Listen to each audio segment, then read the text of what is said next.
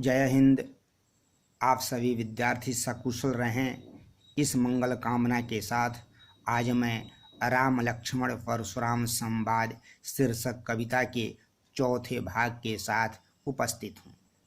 छात्रों, जब मुनि परशुराम क्रोध की आग में उबलते हुए अपने फरसे की निर्ममता की बात कहे तो कुमार लखन मुस्कुराते हुए उन पर अनेक व्यंग बाण छोड़े, जिसे कवि तुलसीदास ने इस प्रकार व्यक्त किया है। बिहसी लखनऊ बोले मृदुवानी, कुमार लखन हंसते हुए मीठे वचन बोले।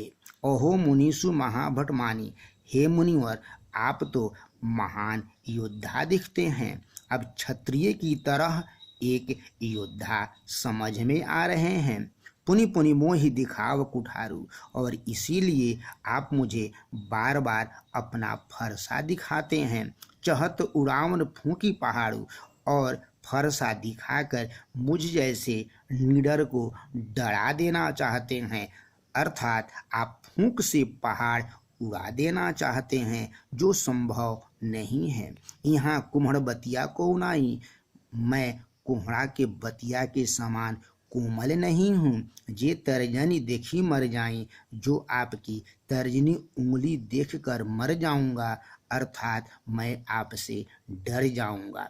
देखो कुठारू सरासन बाना, मैं तो आपको कुठारे धनुष बाण से लैस देख कर मैं कछु कहा सहित अभिमान पूर्वक कुछ कह दिया, किंतु भृगुसुत समुझ जनेऊ बिलोकी। अब आपके जनेऊ को देखने से ऐसा पता चलता है कि आप भृगु ऋषि के वंशज हैं। जो कछु कहूँ सहु ऋष रोकी, आप अत्यंत ही क्रोधी हैं। आप मुझे कुछ बुरा भला कहना चाहते हैं, इसीलिए आप अपने क्रोध को रोक कर जो कुछ कहना है कह लीजिए। सूर महिसूर हरिजन अरुगाई, किंतु हे मुनिवर मेरे कुल की भी कुछ शर्तें हैं, कुछ मर्यादाएं हैं। सूर अर्थात देवता, महिसूर ब्राह्मण, हरिजन ईश्वर के भक्त, और गाय एवं गायों से हमरे कुल इन पर न सुराई। हमारे कुल के लोग इनसे युद्ध नहीं करते हैं, इन पर वार नहीं करते हैं। बंधे पाप अपकीर्ति हारे, क्योंकि इन्हें हराने से पाप लगता है और इनसे हारने से अपजस मिलता है।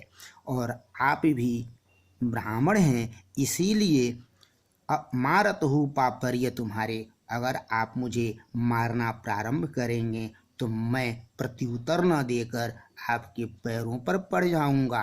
कोटि कुलिस संवचन तुम्हारा, किंतु हे मुनि आपकी बातें तो बहुत ही कठोर हैं। व्यर्थ धरहूँ धनुबान कुठारे, इसलिए आप बेकार में धनुष बाण एवं कुठार क्यों धारण किए हैं? इसका कारण यह है कि आपके धनुष बाण एवं कुठार से शत्रु को जितना कष्ट होगा, उससे अधिक कष्ट तो आपकी बातें ही पहुंचा देंगी। फिर कुमार लखन मुनि परशुराम से क्षमा याचना करते हुए कहते हैं, जो बिलोक अनुचित कहूँ क्षमु महामुनि धीर। हे मुनि परशुराम, अगर आपके देखने में मैंने अब तक कुछ अनुचित कह दिया है तो हे मुनि मुझे माफ कर दीजिए, क्षमा कर दीजिए। कुमार लखन की इन व्यंग्यपूर्ण बातों को सुनकर मुनि परशुराम का क्रोध और बढ़ जाता है।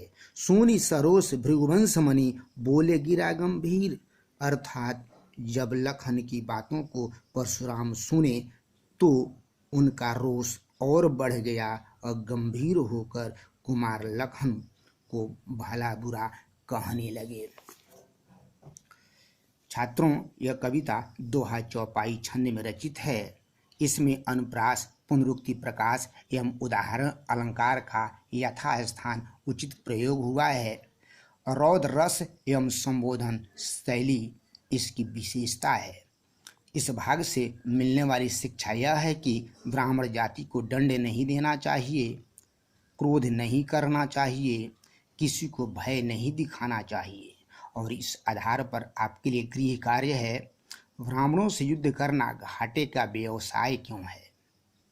कोहड़े के बतिया की क्या विशेषता है। जय हिंद।